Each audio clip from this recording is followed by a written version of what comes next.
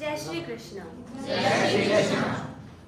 यदा यदा हि धर्मस्य ग्लानिर्भवति भारत अद्भुतानम् अधर्मस्य तदात्मानं सृजाम्यहम्। जय श्री कृष्ण बच्चों।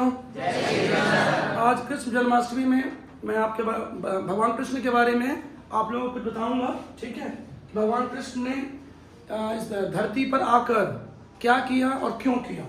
ठीक है, बहुत लोगों को इसमें आज के बच्चों को गलत शिक्षा दी जाती है। कुछ लोग ये बोलते हैं कि भगवान कृष्ण गलत थे।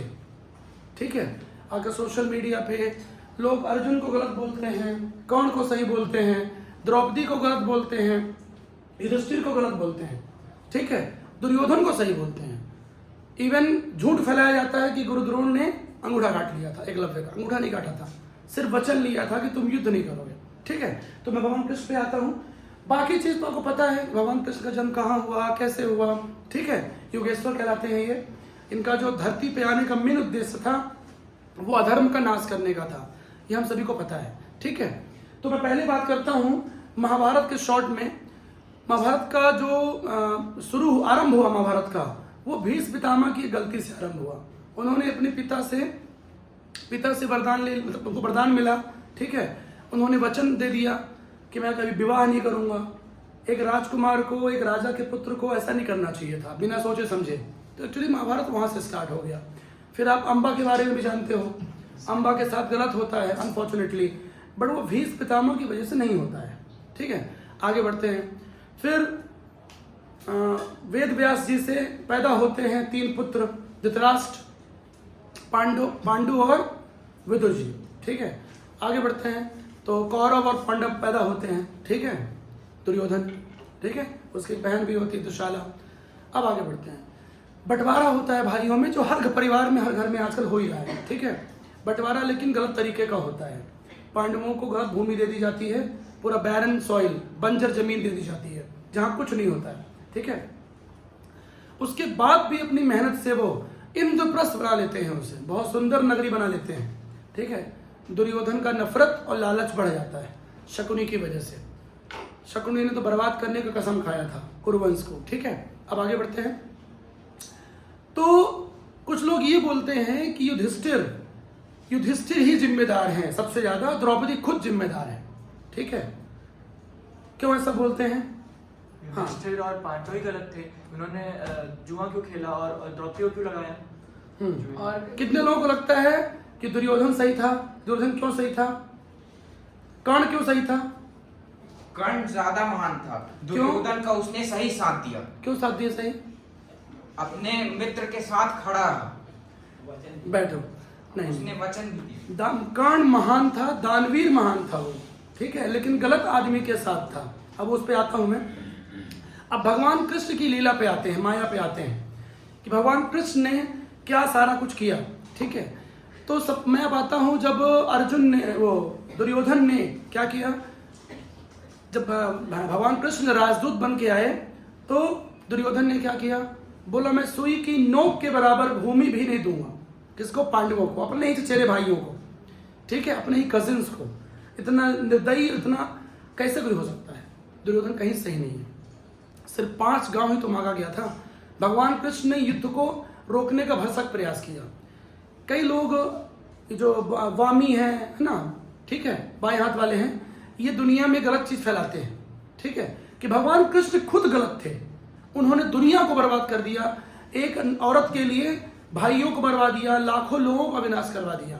ठीक है, न करवाते युद्ध। लेकिन भगवान कृष्ण की लीला अलग है। उन्होंने एक औरत के लिए लाखों करोड़ों लोगों का विध्वंस क्यों करवा दिया? वो बहुत जरूरी था। सिर्फ सवाल एक नारी का नहीं है। जहां एक राजपुत्री द्रौपदी, एक राजा की बेटी, एक सम्राट की पत्नी, समझे, वो सुरक्षित नहीं है, और जहां सारे वीर बैठे हुए हैं, गंगा पुत्र भीष्म, गुरु द्रोण, ठीक है, कृपाचार्य, ठीक है, इतने वीर बैठे हुए हैं, महात्मा विदुर, उसके बावजूद भी चीर हरण हो जाता है एक बहू का राजसभा में। ये मामूली बात नहीं है। मतलब अब आप कलयुग में सोचो, जब उस समय ऐसा हो गया एक राजपुत्री के साथ, तो आज तो गली गली हो रहा है कोई भी लड़की छेड़ता है, कोई भी औरत के साथ गलत करने का प्रयास करता है, ठीक है, कितने सारे बलात्कार केस हो रहे हैं, लोग बच जाते हैं।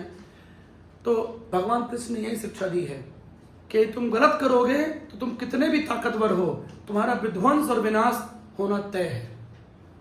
और एक नारी के लिए नहीं, एक नारी समाज के लिए, पूरी नारी समाज के लिए उन्होंने विध्वंस करवाया है, एक औरत के लिए नहीं करवाया। ये लोग गलत थ्योरी पेश करते हैं, ठीक है, मिशनरी हो गए या वामपंथी हो गए, ये गलत बात बताते हैं लोगों को, ठीक है, पूरी बात नहीं बताते।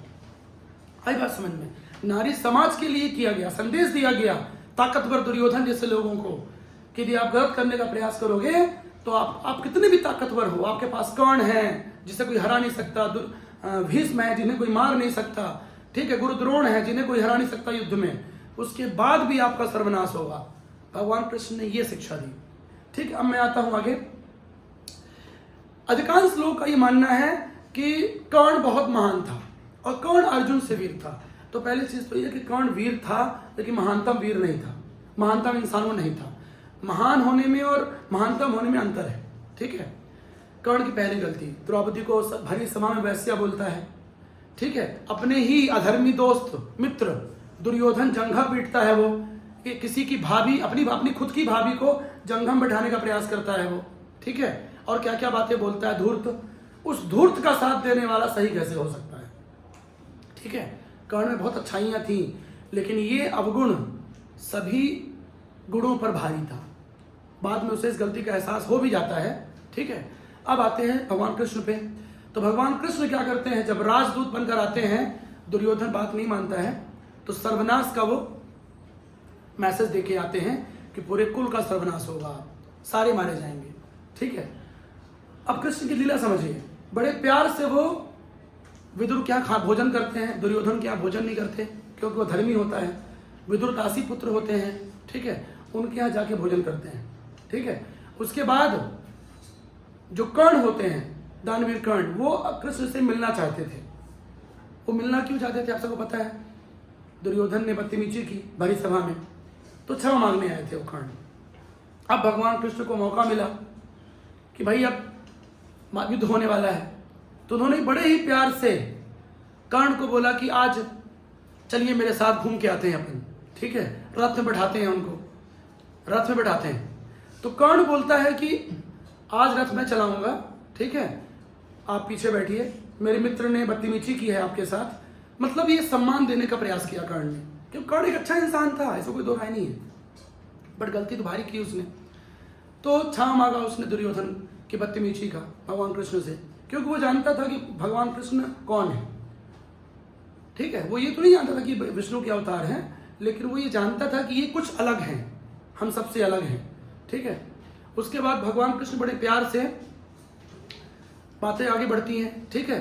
तो कर्ण से बोलते हैं कि तुम्हें अपने जन्म के बारे में पता है, ठीक है, तुमने कभी सोचने का प्रयास किया इसके बारे में।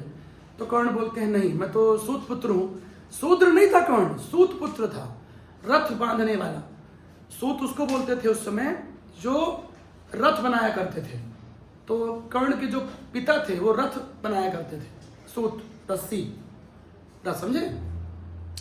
तो कर्ण ने बोला कि मैं तो सूत पुत्र हूँ, राधे मेरी माँ है, राधे माँ, उनकी माँ का जो पालन पोषण की थी। उसके बाद कर्ण अपनी व्यथा बताता है भगवान कृष्ण को कि मेरा जन्म गरीब परिवार में हुआ, मुझे कभी सम्मान नहीं मिला, मुझे शिक्षा नहीं मिली, गुरु द्रोण ने मुझे शिक्षा देने से मना कर दिया, ठीक है, क्योंकि वो वचनबद्ध थे। परशुराम ने भी शिक्षा दी लेकिन श्राप दे दिया बाद में। तो कर्ण बिल्कुल दुखी होकर कृष्ण से बताने लगा कि मेरा आज तक अपमान हुआ है, मुझे सिर्फ एक आदमी मिला, कौन, दुर्योधन, जिसने मुझे मेरा साथ दिया, जिसने कहीं मेरी जाति नहीं पूछी, कभी उसने मेरी गरीबी नहीं दी। ये दुर्योधन की अच्छाई थी।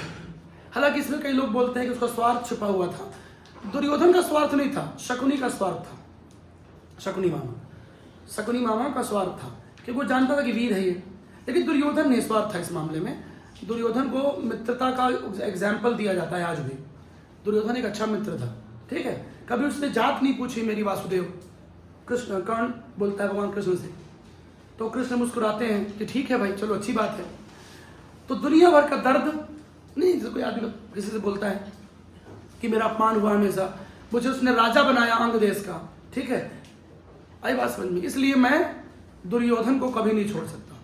ठीक है, तो कृष्ण मुस्कुराते हैं, बोलते हैं कि ठीक है, तुमने अपनी बहुत सारी दुख भरी कहानी सुनाई है, मेरी सुनो। मैं एक राजा का पुत्र था, पता है ना, वसुदेव राजा होते हैं, कंस मामा सम्राट होता है कंस। मैं इतने बड़े राजा का भांजा था, लेकिन मेरी माँ जेल में थी, मेरे पिता जेल में थे, मेरा जन्म जेल में हुआ, और उसके बाद मुझे वो जो उनके यशोदा माँ होती हैं, ठीक है, और नंद जी छोटे से गांव गोकुल में पालते हैं मुझे। मैं भी नहीं जानता था कि मैं राजा का पुत्र हूँ। ठीक है, मुझे भी गरीबों के बीच में रहना पड़ा, मेरी भी शिक्षा गरीबों के साथ हुई, तुम्हारे जैसे। तो मैं तो नहीं रो रहा हूँ इस बात पे कि मेरे साथ गलत हुआ, समाज ने मेरे साथ गलत किया। कुछ लोग रोते रहते हैं, आज भी भड़काया जाता है लोगों को। जैसे दलित और शूद्र को हमेशा जातिवाद के नाम पे भड़काया जाता है कि गुरु द्रोण गलत थे। गुरु द्रोण गलत नहीं थे, उन्होंने अंगूठा नहीं काटा, नंबर 1। नंबर 2, गुरु द्रोण वचनबद्ध थे, जिसको आज एग्रीमेंट बोलते हैं, कि केवल वो कुरुवंश को ही शिक्षा देंगे, उनकी मजबूरी थी। ठीक है, तो भड़काया जाता है। तो भगवान कृष्ण ने फिर सारी बातें बताई कि मैं भी यही सब झेला हूँ, तुम झेल रहे हो। ठीक है, लेकिन मैंने संघर्ष किया, मैं गलत का साथ न कभी दिया हूँ न कभी दूंगा। ठीक है, उसके बाद अब बातें आगे बढ़ती हैं, तो भगवान कृष्ण जन्म की बात उखाड़ देते हैं। अब ऐसा सब क्यों करते हैं? वो सब सोची समझी उनकी नीति थी, क्योंकि ये जानते थे कि युद्ध होने वाला है और पांडव के अगेंस्ट युद्ध करेगा कौन? कर्ण। तो क्या किया कृष्ण भगवान ने?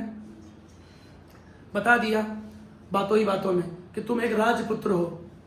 तो कर्ण की आंखों में आंसू आते हैं कि आपको कैसे पता ये? तो बोले मुझे पता है, तुम एक राजपुत्र हो, तुम्हारी माँ बहुत बड़े राजघराने की माँ है, और वो 5 बड़े शक्तिशाली पुत्रों की माँ है जिन्हें कोई युद्ध में हरा नहीं सकता, अभी तक कोई नहीं हरा पाया है। तो तुरंत शॉक्ड हो जाता है वो कर्ण कि 5 पुत्र तो उस समय केवल कौन थे? पांडव थे, जिन्हें कोई युद्ध में हरा नहीं सकता मेरे अतिरिक्त, कृष्ण के अतिरिक्त। ठीक है, बिल्कुल शॉक्ड हो जाता है कर्ण। ठीक है, और बहुत आंखों में आंसू उसके आ जाते हैं। तो फिर कर्ण पूछता है कि माँ का नाम बताइए, कौन? कुंती है क्या? बोले कौन थे हो तुम चलो मेरे साथ, तुम दुर्योधन को छोड़ दो, पांडव तुमको राजा बनाएंगे। ठीक है, युधिष्ठिर, ठीक है, तुमको राज मुकुट पहनाएंगे, भीम तुम्हारे साथ होगा, तुम्हारा शत्रु अर्जुन तुम्हारा सारथी होगा, और तुम चल दोगे तो ये महाभारत युद्ध नहीं होगा। जो लोग ब्लेम करते हैं कि भगवान कृष्ण ने युद्ध रोकने का प्रयास नहीं किया, भगवान कृष्ण ने बहुत प्रयास किया, तभी तो वो राजदूत बन के जाते हैं। क्योंकि इसके पहले भी दूत गया था, तो दुर्योधन ने मना कर दिया कि मैं कुछ नहीं दूंगा, एक फूटी कौड़ी भी नहीं दूंगा, सुई के बराबर, नोक के बराबर जमीन भी नहीं दूंगा। ठीक है, तो उनका अगला प्रयास क्या था कि कर्ण यदि छोड़ दे दुर्योधन को तो ये युद्ध टल जाएगा। अंतिम प्रयास था ये। ठीक है, तुम छोड़, क्योंकि कर्ण बहुत ताकतवर था, और दुर्योधन का जो घमंड था वो सिर्फ कर्ण की वजह से था। क्योंकि दुर्योधन को ये पता था कि भीष्म पितामह पांडव को नहीं मारेंगे, क्योंकि उनके पर होते हैं। वो एक ग्रैंडफादर अपने नातियों को नहीं मार सकता है, सवाल ही नहीं उठता। भले युद्ध करेंगे वो, लेकिन मारेंगे नहीं, वो जानता। गुरु द्रोण भी नहीं मारेंगे, क्योंकि दोनों गुरु थे और वो पितामह थे। तो दुर्योधन को केवल एक आदमी पर क्या था? ब्लाइंड फेथ था, अंधविश्वास था। किस पे? क्योंकि ये तो मेरे बात मानेगा है और ये मारेगा सबको, और ये वीर भी है, क्योंकि कवच कुंडल भी होता है उसके पास। उस कवच कुंडल को कोई आर्चर, ये कोई शस्त्र अस्त्र भेद नहीं कर सकता था। ये बात दुर्योधन को पता थी, लेकिन बाद में वो इंद्रदेव मांग ले जाते हैं। कर्ण दानवीर होता है बहुत, इंद्रदेव ले जाते हैं कवच कुंडल को। ठीक है, ये बात तो दुर्योधन को पता नहीं होती है। अब उसके बाद आप सुनिए, कर्ण महान बहुत है, इसमें कोई दो राय नहीं है। कर्ण बोलता है कि जिसका मैंने नमक खाया, जिसने मुझे कहीं भेदभाव नहीं किया, मुझे सम्मान दिलाया पूरे राज परिवार में, पूरे समाज में, ठीक है, मैं वासुदेव उसे नहीं छोड़ सकता हूं, क्योंकि मैंने उसका नमक खाया है। आज दुनिया विभीषण को गाली देती है, घर का भेदी लंका ढावे, क्योंकि उसने भाई का साथ छोड़ दिया था। ठीक है, तो मैं दुर्योधन का साथ कभी नहीं छोड़ूंगा कृष्ण, चाहे मेरी मौत ही क्यों ना हो जाए, क्योंकि मैंने उसका नमक खाया है और मैं उसके साथ धोखा नहीं कर सकता। लेकिन कृष्ण ने ऐसा किया क्यों? क्योंकि कर्ण को वो मानसिक कमजोर करना चाहते थे। क्योंकि जब बता देगा कोई कि तुम्हारे 5 भाई सामने हैं, तो बड़ा भाई अंदर से कमजोर हो ही जाता है। और जब युद्ध शुरू हुआ तो वो दिखा भी, कर्ण जो है उन पांचों के सामने इमोशनली कमजोर हो गया था। तो ये कृष्ण की नीति थी। तो कृष्ण ये बतलाते हैं कि मानसिक लड़ाई भी लड़ना चाहिए, शत्रु से मानसिक लड़ाई भी लड़ना चाहिए। आई बात समझ में? लेकिन कर्ण भी अपनी जगह महान है, क्योंकि उसने धोखा नहीं दिया दुर्योधन। यदि वो धोखा दे दिया होता तो दुनिया आज कर्ण को महान नहीं बोलती, वो अपनी जगह सही था। लेकिन यदि आप धर्म और अधर्म की बात करोगे, सत्य और असत्य की बात करोगे, तो कर्ण पूरी तरह गलत है। गलत आदमी के साथ रहना, गलत आदमी का साथ देना पूरी तरह से गलत है। ठीक है, बात समझ में आई? द्रौपदी के साथ जब चीरहरण हुआ तो कर्ण भी उसमें हंस रहा था, और कर्ण भी दुर्योधन को सपोर्ट कर रहा था, और हंस भी रहा था, मजाक उड़ा रहा था। ठीक है, और पूरी उसकी साड़ी खिंचवा रहा था कि खींच खींच। ठीक है, तो ये सबसे बड़ा पाप था। इसलिए कर्ण और अर्जुन में महान हमेशा कर्ण, अर्जुन ही होगा। कर्ण को महान बोलने वाले लोग गलत हैं, उनकी थ्योरी गलत है। ठीक है, उसके बाद जब युद्ध शुरू होता है तो भगवान कृष्ण अर्जुन को इंस्पायर करते हैं कि ये भीष्म को भी मार, तेरे पितामह तो ये बाद में है, पहले ये आदमी गलत है, क्योंकि इन्हीं के सामने एक कुलवधू की साड़ी खींची गई थी, समझे? इन्हीं के सामने। तो जब अर्जुन नहीं समझते हैं बात को, ठीक है, वो भीष्म पितामह के सामने जब आते हैं अर्जुन, तो कमजोर पड़ जाते हैं। क्यों? क्योंकि पोते होते हैं, कैसे मारूं मैं दादा को? ठीक है, रथ में शिखंडी होता है, शिखंडी जानते हो ना, अंबा का पुनर्जन्म होता है। और भीष्म को ये बात पता थी कि औरत है, किन्नर है, और भीष्म बहुत मर्यादित थे, भीष्म बहुत महान थे।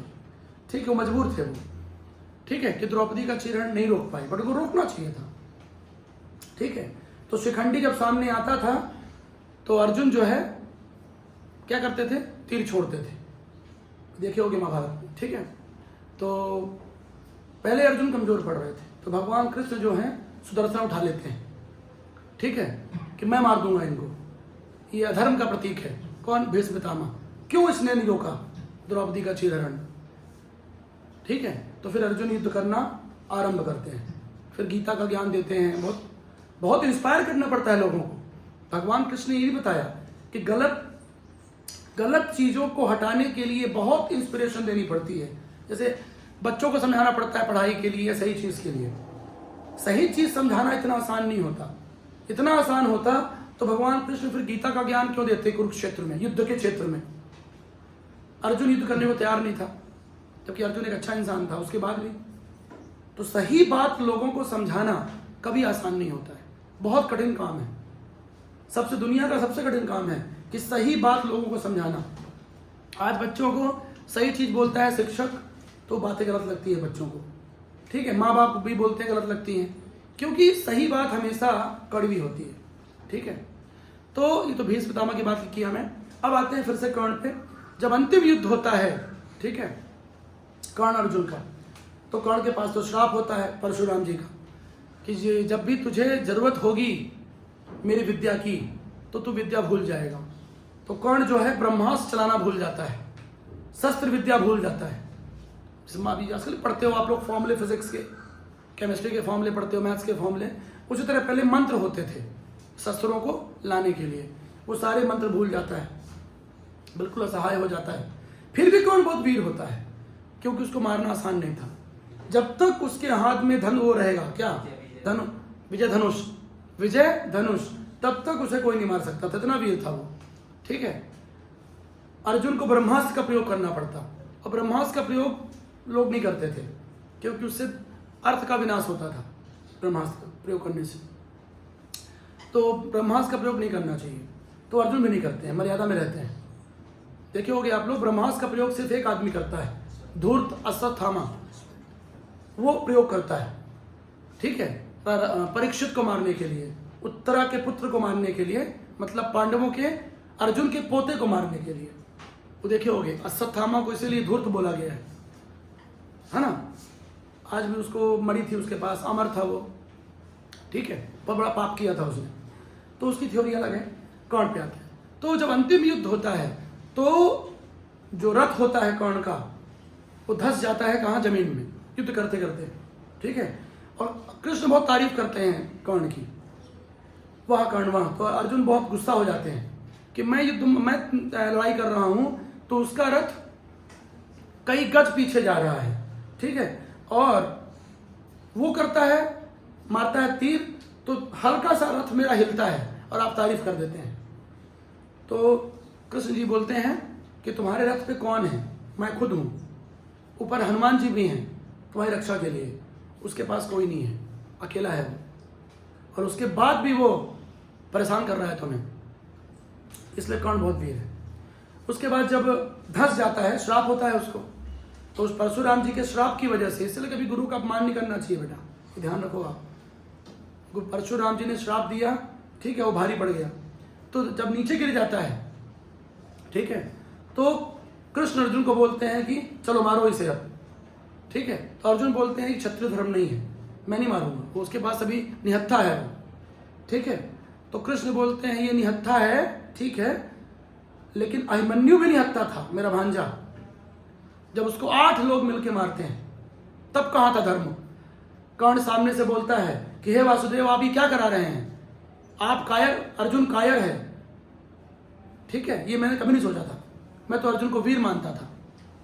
तो कृष्ण बोलते हैं कि उस समय तुम कहाँ थे, तुम्हारी ये थ्योरी कहाँ थी, जब अभिमन्यु जैसे बालक को, 15 साल के बालक को घेर के मार दिया तुम लोगों ने, तब तुम अपने मित्र को क्यों नहीं रोके? इतना दुष्ट था दुर्योधन कि एक बच्चे को मार देता है, लोग उसका साथ देते हैं, लोग उसकी साइड लेते हैं। आज भी सोशल मीडिया पे आप देखिए, लोग दुर्योधन का साथ देते हैं। अरे द्रौपदी ने हंस दिया था कि अंधे का पुत्र अंधा, तो इतने से मजाक का, भाभी देवर का रिश्ता होता है, तो इतने से मजाक का आप साड़ी खींच दोगे क्या समाज में? ठीक है, द्रौपदी की थोड़ा गलती है, क्योंकि पहले से खुन्नस होती है उनके बीच में। स्वयंवर में दुर्योधन अपमान करता है द्रौपदी का, देखिए वो स्वयं जब शादी होती है द्रौपदी की, तो कोई जो है वो आंख में तीर भेदन नहीं कर पाता है, मछली की आंख में, और पांडव वहां होते नहीं हैं, पांडव जंगल में होते हैं, वो ब्राह्मण वेश में आते हैं, ठीक है। तो दुर्योधन बोलता है राजा द्रुपद को, उनके पिता को, कि तुम्हारी पुत्री की शादी कभी नहीं होगी, विवाह होगा ही नहीं, क्योंकि द्रौपदी जो है कर्ण को मना कर देती है शादी करने से, कि मैं कर्ण से विवाह नहीं करूंगी, क्योंकि ये राजा नहीं है। जाति का विषय वहां पे नहीं था, हमारा राजा का विषय था एक्चुअली, ठीक है। तो दुर्योधन बहुत अपमान करता है कि इस राजसभा में मेरे मित्र कर्ण के अलावा मछली की आंख में कोई भेदन नहीं कर पाएगा। अर्जुन यहाँ पे है नहीं, क्योंकि अर्जुन को तो मार दिए होते हैं धोखे से, मतलब मारे नहीं होते हैं, आग लगा देते हैं, वो सुने होगी लाक्षागृह कांड।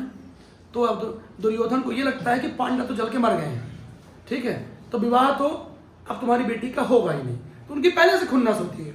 दुर्योधन अपमान करता है द्रौपदी का, उनके पिता का, तो द्रौपदी भी कर देती है।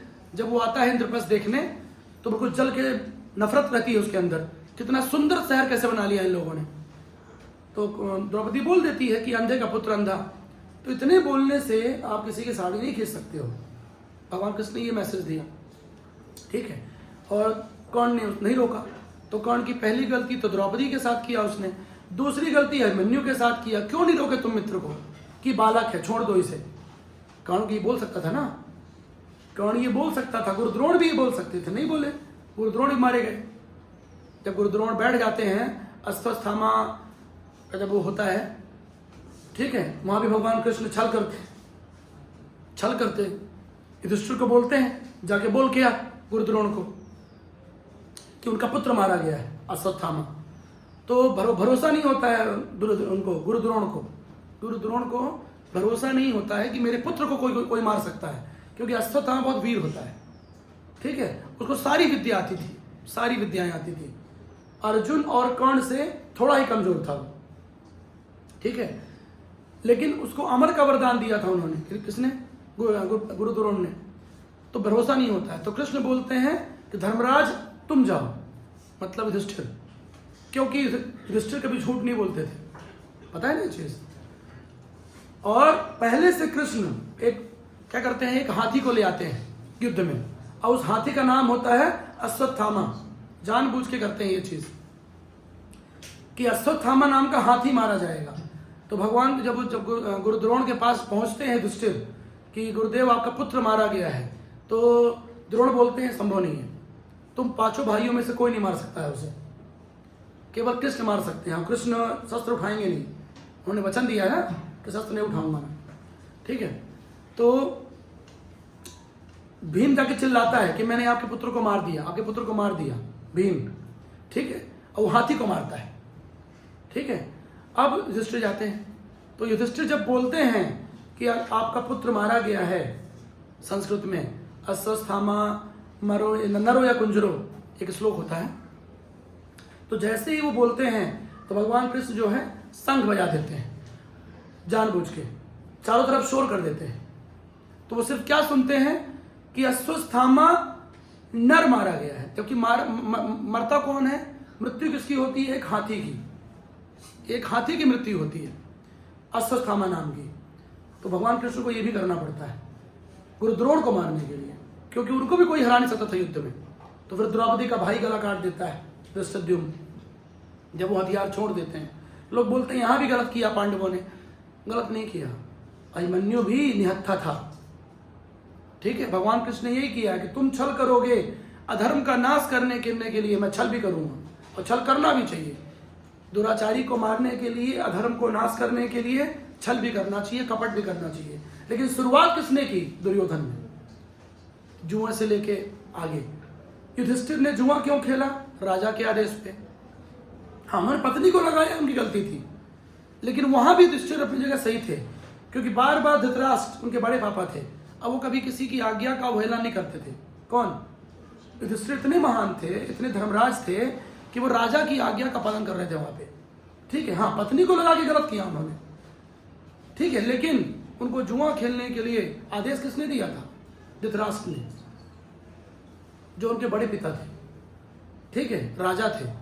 तो वो उनकी आज्ञा का पालन कर रहे थे, वहां भी गलत नहीं थे। सिर्फ उनसे एक गलती होती है, वो भी गलती कब होती है, इसलिए जुआ बोला गया, जुआ नहीं खेलना चाहिए, क्योंकि जुआ दिमाग का नाश कर देता है, ठीक है। तो उनको लगता है युधिष्ठिर को कि हो सकता है मैं अगला दांव जीत जाऊं, मेरा सब कुछ वापस मिल जाए, इसलिए वो द्रौपदी को लगा देते हैं। जुआरी ऐसे ही करता है, हर जुआरी को ये लगता है कि अगला दांव में जीत जाऊंगा, अगला दांव में जीत जाऊंगा, इसलिए वो सारा पैसा, सारा धन, घर, संपत्ति सब लगा देता है। ये हजारों वर्षों चलता आ रहा है। तो युधिष्ठिर भी गलत नहीं थे, सिर्फ उनसे एक गलती हुई कि वो द्रौपदी को लगा दिए। अब वो क्यों लगा दिए, मजबूरी में, क्योंकि उनका राजपाट चला गया था, दास हो गए थे वो। और फिर जब दास हो गए तो पत्नी को नहीं लगा सकते थे, वहां पर दुर्योधन ने गलत फोर्स किया उनको, दुर्योधन ने फोर्स किया ना, शकुनी ने, ठीक है। तो उन्होंने लगा दिया, हालांकि गलती है, वहां पर गलती उनसे हुई, इसलिए उनको पश्चाताप भी करना पड़ा, ठीक है, उस चीज के लिए उनको वनवास जाना पड़ा, ठीक है। तो इस थ्योरी को आप लोग समझो कि कर्ण सही था, अर्जुन गलत था। अर्जुन ने कर्ण को कई बार युद्ध में हराया है, विराट युद्ध में भी हराया है, विराट युद्ध में अकेले अर्जुन हरा देता है। और अर्जुन भगवान कृष्ण का ही एक रूप था, नर नारायण होते हैं वो, भगवान कृष्ण का एक रूप होता है अर्जुन, नर रूप होते हैं वो। तो भगवान कृष्ण को कोई कैसे हरा सकता है, तो गलत थ्योरी बताते हैं लोग कि कायर थे पांडव, कहीं कायर नहीं थे, उन्होंने कहीं गलत नहीं किया, युद्ध भी नियम से लड़ा, उन्होंने हर जगह नियम का पालन किया। जब दुर्योधन ने नियम तोड़ा तब पांडवों ने नियम तोड़ा। तो शिक्षा क्या मिलती है कि हमेशा सत्य के साथ खड़े रहना चाहिए, ठीक। योगेश्वर इसलिए नहीं बोला जाता है, और कोई इन्होंने सर्वनाश नहीं करवाया, सर्वनाश उसका हुआ जो गलत था। भाई क्यों लड़ने आए थे राजा महाराजा पूरे देश के, भाई दो भाइयों की लड़ाई थी, दो भाइयों की लड़ाई थी, तो सारे राजा महाराजा दुर्योधन का साथ देने क्यों आ गए थे, जयद्रथ क्यों आ गया था वहां पे, उनका जीजा, ठीक है, क्यों आ गया था, नहीं आना चाहिए था। तो जो गलत का साथ देगा सर्वनाश होगा, और ये सही चीज है। पूरी दुनिया में गलत थ्योरी फैलाई जाती है कि जो क्राइस्ट थे वो शांति के प्रतीक थे, लेकिन ये हिंसा के प्रतीक थे। दुनिया में कभी ऐसा देखे हो आप कि किसी नारी की इज्जत के लिए कुल का सर्वनाश हो गया हो? ये बहुत अच्छी चीज है। जिस समाज में नारी की इज्जत नहीं होती, ठीक है, वो समाज धूर्त होता है। भारतवर्ष के अलावा कोई ऐसा देश नहीं है जहां नारी की सम्मान के लिए लोग लड़ जाते हों, सिर्फ भारत में ऐसा होता है, बाकी जगह नहीं होता। अंग्रेज हमें शिक्षा ना दें, ठीक है, भगवान कृष्ण ने बिल्कुल सही किया, अधर्म का जो साथ देगा सर्वनाश होगा उसका। एक राजपुत्री के साथ चीरहरण हुआ, उसकी साड़ी खींची गई बड़ी सभा में, ठीक है, इसलिए उन्होंने महाभारत करवाया और सारा सर्वनाश कर दिया और रोकने का पूरा प्रयास किया उन्होंने। तो ब्लेम गेम नहीं खेलना चाहिए, गलत शिक्षा लोगों को नहीं दी जानी चाहिए, ठीक है ना। आपको बात समझ में आई? चलिए, तो जय श्री कृष्णा।